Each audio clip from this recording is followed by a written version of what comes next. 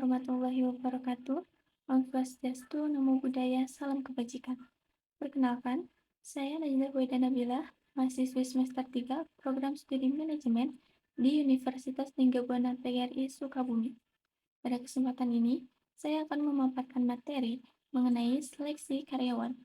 Saya akan menjelaskan pengertian seleksi karyawan, pentingnya seleksi, tujuannya, indikator yang diperhatikan, proses seleksi, faktor yang mempengaruhi, hingga tren seleksi terbaru. Langsung saja pada pembahasan yang pertama, yaitu pengertian seleksi karyawan. Nah, pada slide ini, kita akan melihat bagaimana para ahli menjelaskan konsep seleksi karyawan. Hal ini penting karena definisi dari para ahli membantu kita memahami mengapa seleksi harus dilakukan secara sistematis. Adapun untuk pengertian yang pertama, menurut Rifai, pada tahun 2018, seleksi adalah rangkaian tahapan khusus yang digunakan perusahaan untuk memutuskan pelamar mana yang layak diterima. Artinya, seleksi ini bukan sekedar memilih orang, tetapi benar-benar sebuah rangkaian evaluasi yang bertujuan memastikan pelamar sesuai dengan kebutuhan pekerjaan. Contoh sederhananya seperti di sebuah restoran, bukan hanya asal mencari pelamar, tetapi dilakukan beberapa tahap seperti tes pelayanan dasar, tes kecepatan kerja, dan wawancara untuk melihat sopan santun.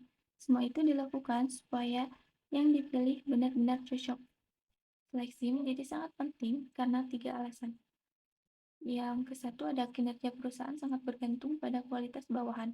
Jika karyawannya kompeten, pekerjaan akan berjalan dengan lancar. Lalu yang kedua, proses rekrutmen dan mempekerjakan orang itu butuh biaya yang mahal. Perusahaan mengeluarkan biaya untuk pelatihan, seragam, dan juga sistem dan juga waktu. Lalu yang ketiga, ada resiko hukum jika menerima orang yang tidak kompeten dan memiliki masalah. Contoh simpelnya seperti menerima supir tanpa cek latar belakang mereka, ternyata punya catatan kriminal. Perusahaan bisa ikut bertanggung jawab jika terjadi masalah. Setelah mengetahui pentingnya seleksi, sekarang kita masuk pada tujuan seleksi itu sendiri. Tujuan utama seleksi adalah memastikan perusahaan mendapatkan pelamar yang benar-benar sesuai dengan kebutuhan pekerjaan. Seleksi juga dilakukan untuk mengurangi kesalahan penerimaan, karena salah memilih karyawan akan menimbulkan biaya dan waktu yang terbuang. Proses seleksi juga bertujuan untuk menjamin keadilan, sehingga semua pelamar mendapatkan kesempatan yang sama. Selain itu, seleksi membantu mencocokkan minat dan juga kemampuan pelamar dengan posisi yang dilamar agar kinerjanya stabil. Berikutnya, kita masuk pada indikator-indikator yang digunakan oleh perusahaan untuk melihat apakah pelamar sesuai atau tidak. Indikator seleksi membantu perusahaan menilai kelayakan pelamar. Pendidikan digunakan untuk melihat kemampuan dasar dan juga relevansi jurusan. Pengalaman kerja menunjukkan kesiapan pelamar menghadapi situasi pekerjaan. Kesehatan penting agar pelamar mampu bekerja dengan stabil dan tidak sering absen. Tes seleksi dipakai untuk mengukur logika, teknis, numerik, verbal, dan kepribadian pelamar. Wawancara digunakan untuk melihat komunikasi, motivasi, dan karakter pelamar secara langsung. Sekarang kita masuk pada proses seleksi secara keseluruhan. Proses seleksi dimulai dari wawancara awal, yaitu tahap screening. Jika pelamar lolos, mereka mengikuti tes seleksi seperti tes logika, angka, dan tes teknis. Setelah itu, dilakukan wawancara kerja untuk menggali karakter dan kecocokan pelamar. Kemudian, perusahaan melakukan pemeriksaan latar belakang untuk memverifikasi data. Dilanjutkan dengan tes kesehatan untuk memastikan kesiapan fisik pelamar. Barulah perusahaan mengumpulkan seluruh hasil untuk membuat keputusan akhir. Jika diterima, pelamar menerima surat pengangkatan sebagai karyawan resmi.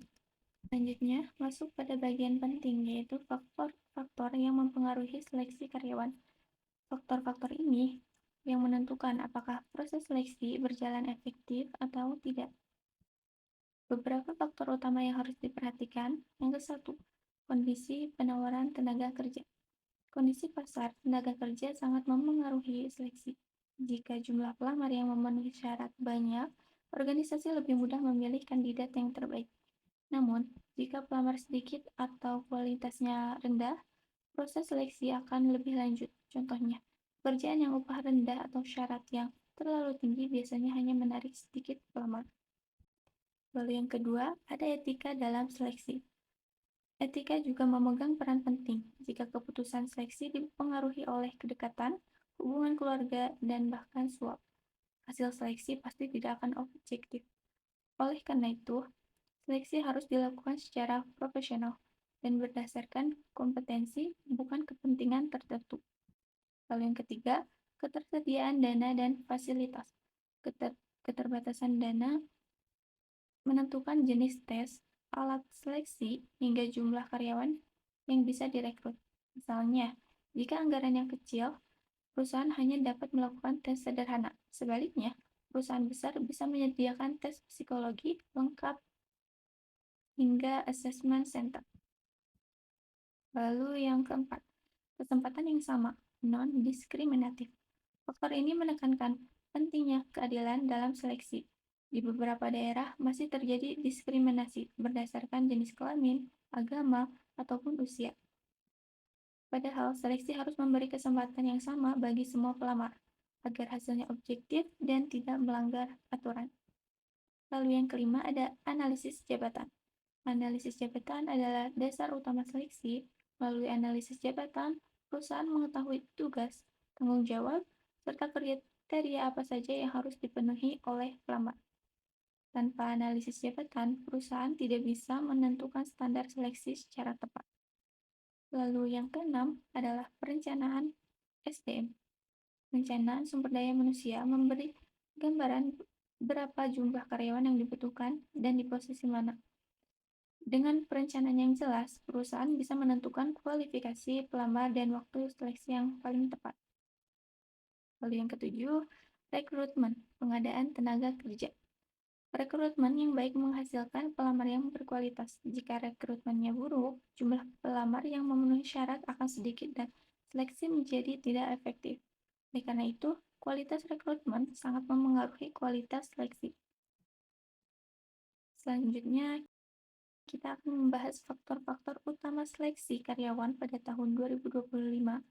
Faktor-faktor ini sangat relevan karena mencerminkan kebutuhan perusahaan di era modern ini, di mana karyawan harus mampu hidup dan bekerja efektif di zaman sekarang yang dinamis dan serba cepat. Di era modern ini, perusahaan tidak hanya mencari kandidat yang memiliki kemampuan teknis, tetapi juga soft skill, adaptabilitas, kemampuan analisis, kesesuaian budaya, serta integritas.